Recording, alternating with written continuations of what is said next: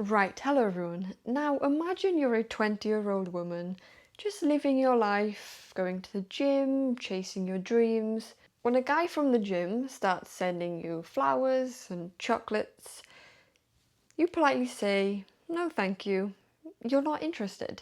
And then a month later, he breaks into your family home and stabs you over 50 times with a pocket knife. This isn't a horror movie. This is the real life nightmare of Alana Rosa from Brazil. Now, thankfully, Alana survived to tell her story.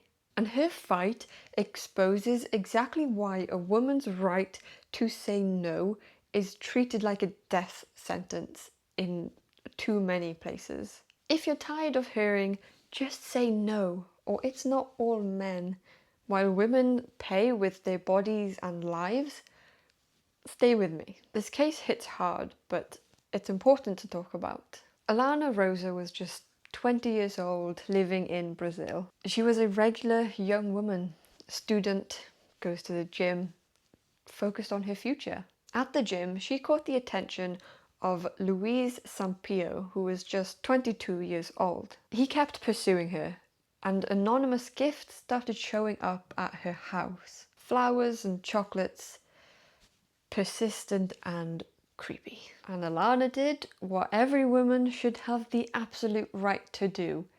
She politely turned him down.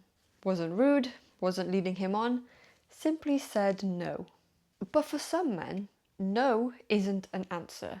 It's a challenge, an insult to their ego. Fast forward 1 month to February 2026, Alana was home when Louise forced entry into her home. He attacked her in a frenzy, stabbing her over and over again with a pocket knife. He stabbed her around 40 to 50 times. Face, body, everywhere. Her mother came home early and walked in to the attack. She saw the living room covered in blood and had to physically pull the attacker off her own daughter. A quote from the mother was, "He just kept stabbing her over and over again. I pulled him off her. My entire living room was covered in blood." Alana was rushed to hospital in critical condition and placed in an induced coma.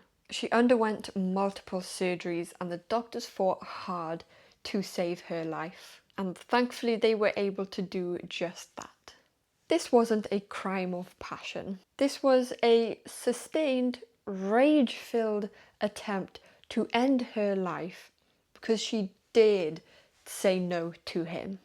She woke up from that coma, endured the pain and the trauma and the scars that would be with her forever. And instead of hiding, she showed up in court. On April 15th, 2026, Alana attended the first hearing of her attacker's trial.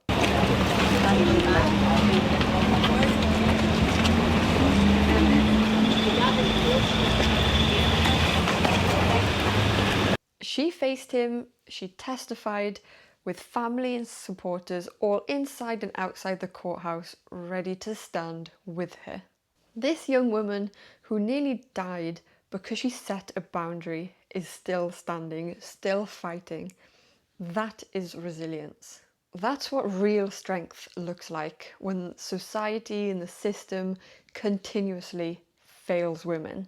While Alana was fighting for her life, something incredibly disturbing exploded online in Brazil.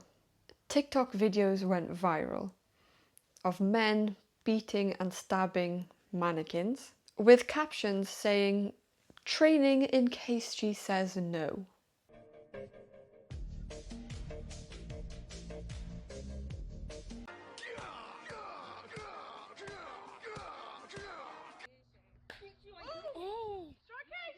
Alana's mother has pointed out that it's very likely that her attacker consumed this type of content. So people are sounding the alarm on the rise of this red pill and misogynistic communities. Communities that teach men that women owe them attention and sex, submission, and that rejection justifies violence. Brazil already has shocking rates of gender-based violence. In 2025, the country recorded 1,568 murders of women, the highest number since femicide became a specific crime over a decade ago. I say this a lot. This isn't isolated.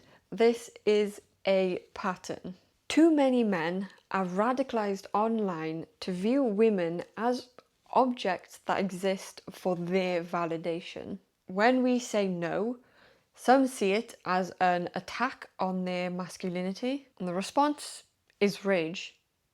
That entitlement turned deadly. Alana's case isn't just about this one man.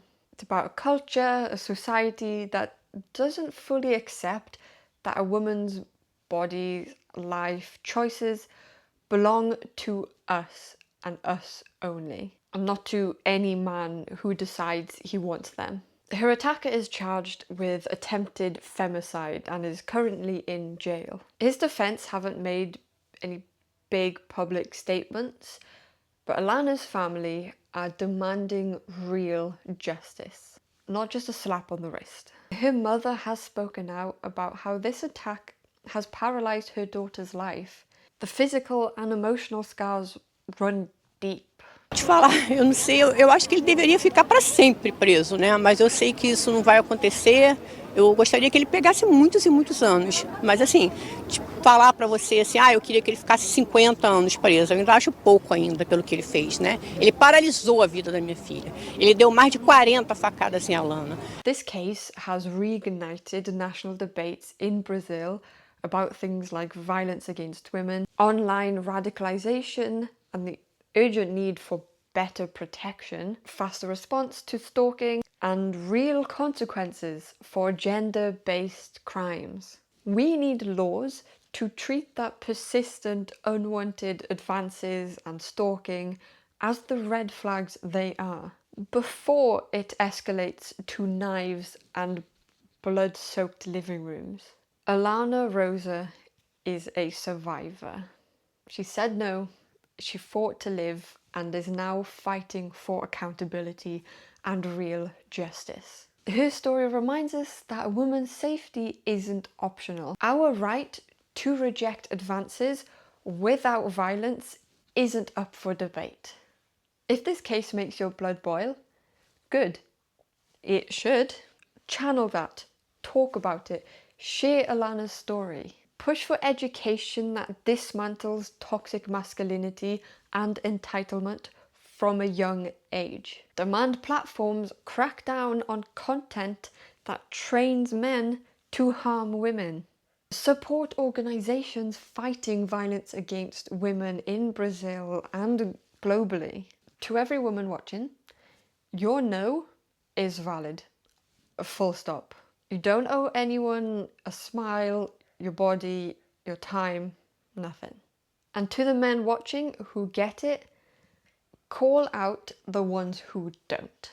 Be the ones who respect boundaries without needing a knife to prove a point. Anyway, that's it for today.